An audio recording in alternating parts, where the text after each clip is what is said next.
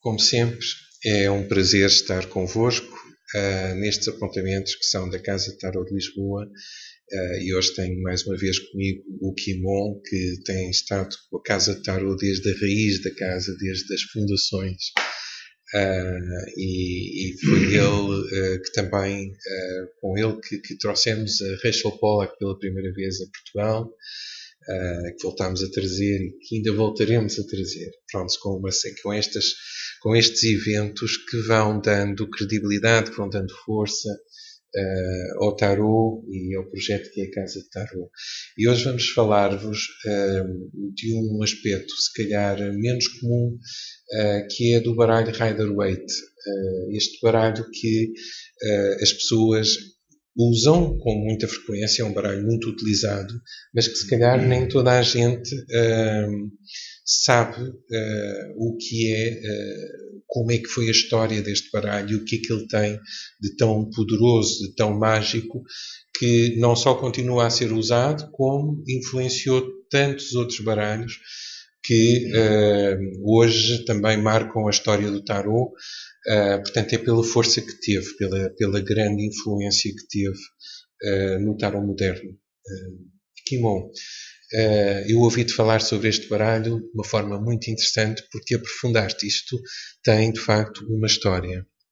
Sim, primeiro quero agradecer ter a oportunidade, mais uma vez, de estar aqui na Casa de Tarot. Em relação ao baralho, há, ao meu ver, dois elementos essenciais e que o destacam e deixam ser uma coisa muito especial. Uma que é muito mais mundana, porque os baralhos, até ao Sr. Waite, até ao baralho Rider-Waite, se quiserem assim, tinham os arcanos menores sem figuras, sem cenas. Quer dizer, os 5 de espadas mostravam 5 espadas, os 6 de paus eram 6 de paus, 7 paus, 7 paus. Portanto, era muito difícil associar alguma coisa e, inclusive, ter intuição para passar limites. E a ideia do Waite foi genial, tão genial como simples, de também ilustrar os arcanos menores. Obviamente que isso foi um grande passo para se tornar uma coisa popular e um instrumento muito mais acessível a todos. A segunda coisa é realmente a artista que pintou o baralho, que é a Pamela Colman Smith, não foi o Sr. Waite. O Sr. Waite concebeu os arcanos maiores até o último detalhe, mas deixou muita ou quase total liberdade a Pamela Colman Smith para desenhar os arcanos menores. E a fonte da qual ela bebeu realmente é uma fonte muito especial, que penso que vamos mencionar daqui a pouquinho, deixar um pouco de suspense. Sim, pronto. Quando falas de uma fonte especial, porque pronto, o baralho está cheio, digamos, de enigmas, porque o Sr. Arthur Waite não deixou tanta informação quanto isso sobre o baralho. Portanto, houve uma série de autores, de investigadores, de tarólogos que acabaram por investigar muito sobre este baralho.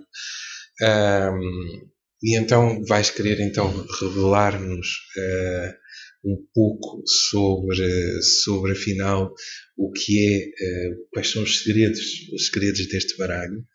Sim, é que a Pamela Colman Smith, ela era pintora, desenhista, pintora, mas uma pintora muito especial, e ela se sentava à frente isso são relatos realmente dela, sentava à frente de uma folha branca de papel e não tinha ideia nenhuma e não via nada. E ela precisava de música para pintar, porque ela é altamente sinestética.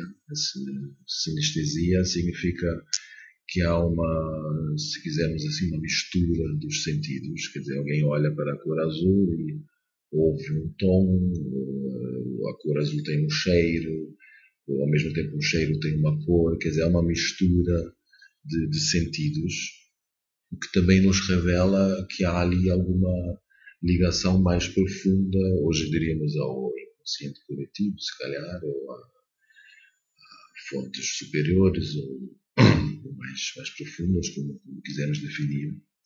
Mas ela realmente era uma pintora não só no tarot, mas também em outros desenhos e outras obras dela. Ela mergulhava realmente num universo intuitivo e só pintava intuitivamente. Quer dizer, ela sempre disse isso, que ela não percebia as imagens, que ela relatava, copiava as imagens que ela via. Às vezes ela olhava para uma folha e via uma planície, via um castelo, mas só. E depois esperava e depois apareciam ali figuras e faziam alguma coisa. Quer dizer, ela via quase que um filme interior, e penso que é uma das explicações, porque ela não era uma mulher intelectual. Realmente não era, não é para falar mal, mas está claro em tudo que ela disse e outros também. Quer dizer, são realmente fontes sábias, muito profundas, visionárias. O que estás a dizer também tem, no fundo, muito a ver com algo que eu acho muito importante, porque às vezes é alvo de crítica, de que, pronto, estas questões visionárias ou pessoas que pintaram, desenharam em ausência, sem saberem o que é que estavam a fazer, na realidade, essas supostas inspirações ou até ausências com esses nomes que parecem assustar algumas pessoas, são momentos de entrega profundos, e a arte tem estes aspectos importantes que revelam para além das palavras normais. As palavras limitam-nos, ajudam-nos em imensas coisas, mas também em certas alturas nos limitam. E a arte imagem, a arte até escultura e outras formas, outras expressões artísticas, permitem ir a outras zonas da sensibilidade essa que hoje já conhecemos como inteligência emocional, inteligência espiritual, e pronto, já há uma série de trabalhos com muito mais abertura de espírito, que vêm realmente dar-nos esta ideia de que afinal isto não é uma loucura, não foi não, pelo contrário, é um contacto muito grande com o subconsciente, com o profundo, é um contacto muito grande com o universo, com a natureza, com a inspiração.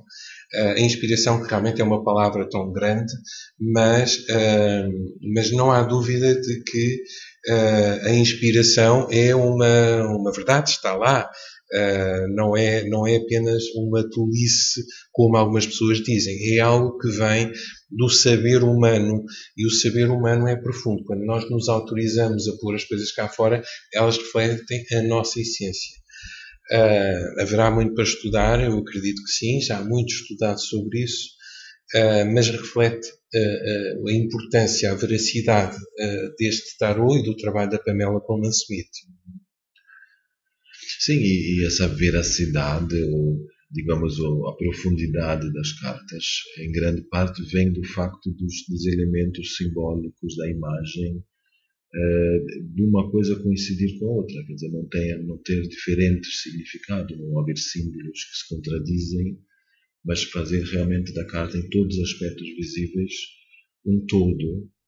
O que eu pensei um bocado na sincronicidade, que hoje é muitas vezes usada e abusada em muitos contextos. A sincronicidade, segundo seja Jung, não tem nada a ver com o acaso que acontece e que faz sentido.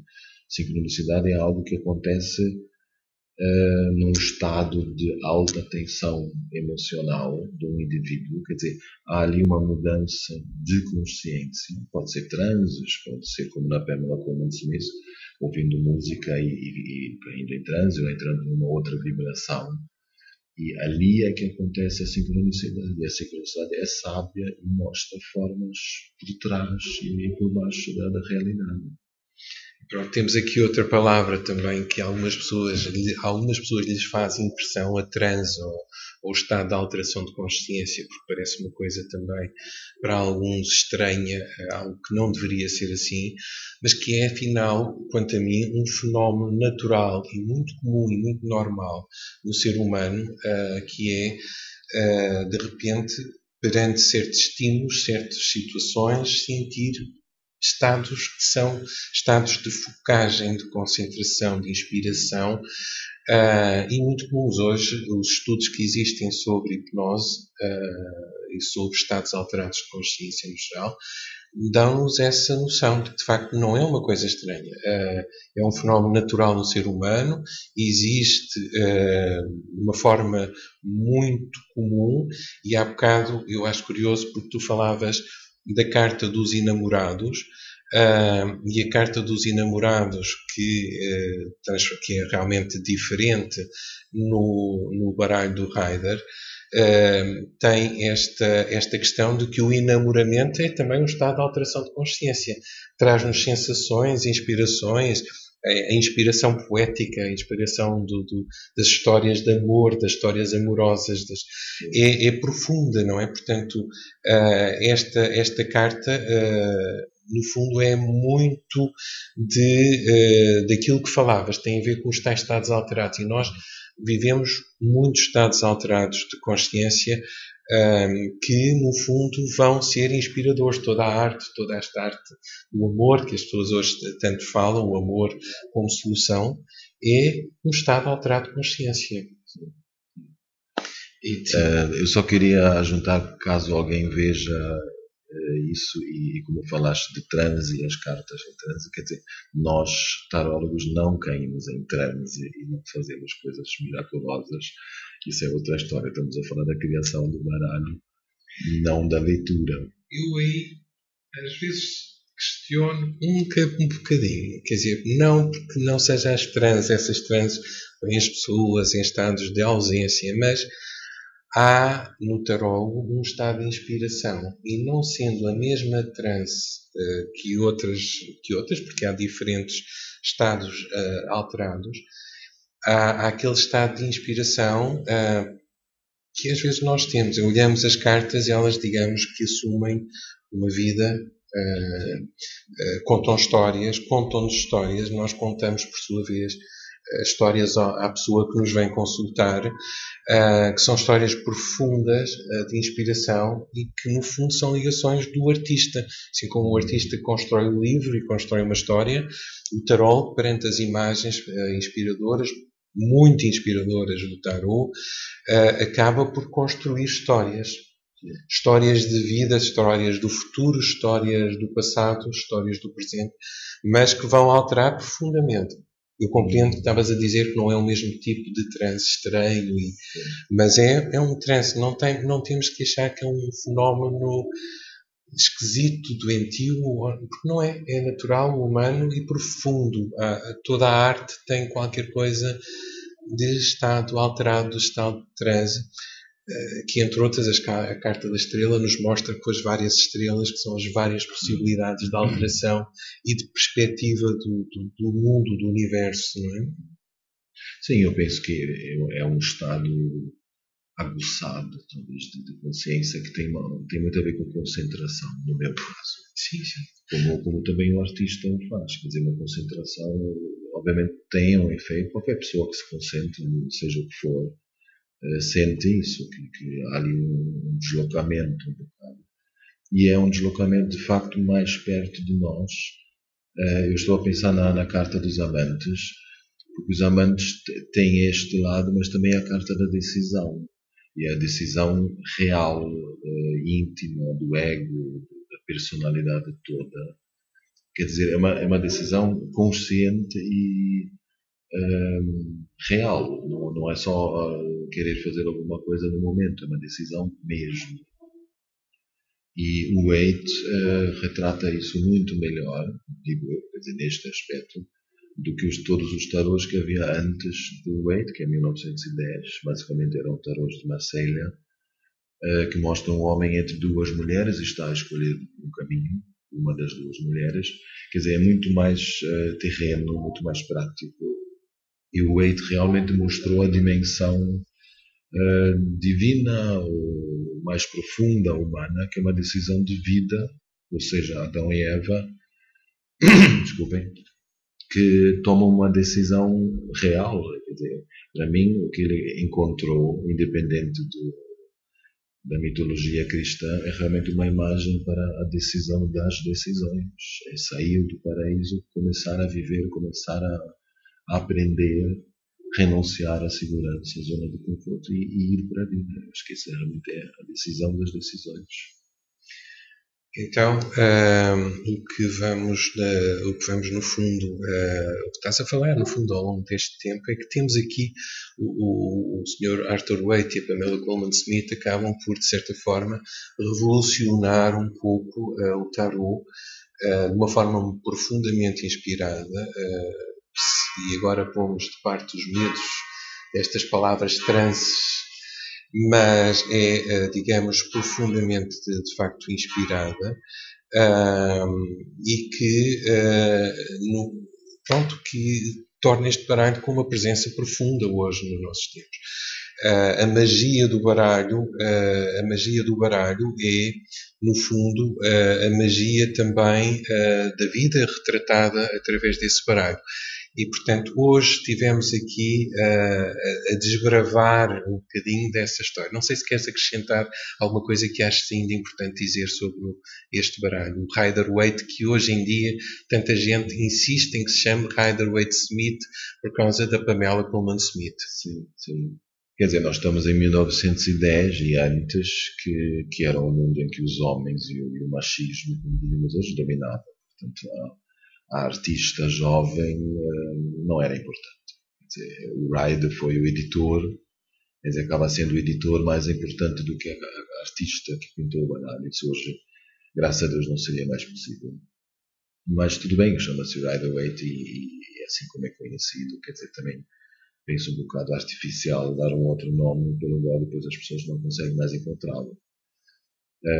Não tenho muito a acrescentar, quer dizer, realmente é um baralho que aconteceu num tempo de eixo, no início do século XX, quer dizer, já temos Freud, estamos quase a entrar nas grandes descobertas de Einstein e penso que é uma coroação, de certa maneira, de todo o tempo até lá. Obviamente não é um baralho pós-Freud, pós-Einstein, depois há outros, há o Crowley que dá esse passo, mas não significa que seja menos por causa disso. Quer dizer, uma pedra fundamental para tudo que veio depois. Pronto, e hoje então estamos no final desta conversa em que nos alongamos um bocadinho sobre este. Alongamos não demasiado, porque é um baralho que merece toda a atenção que lhe foi dada aqui por nós e merece toda a atenção das pessoas que o usam, porque é um baralho marcante. Vão ver que se descobre sempre que se usa mais isto, mais aquele pormenor, mais outro pormenor, porque há sempre minúcias a alertarem-nos, afinal, num baralho que algumas pessoas dizem que é tão simples nas imagens, mas que está cheio de magia, de poder, de força inspiradora e que é excelente. Pronto, não quer dizer que não voltemos a falar sobre ele em algum pormenor. Timon, obrigado por estares aqui comigo. E estaremos mais em breve, estaremos outra vez para falarmos noutras coisas. Portanto, obrigado também a todos vós por estarem connosco. Até breve, então.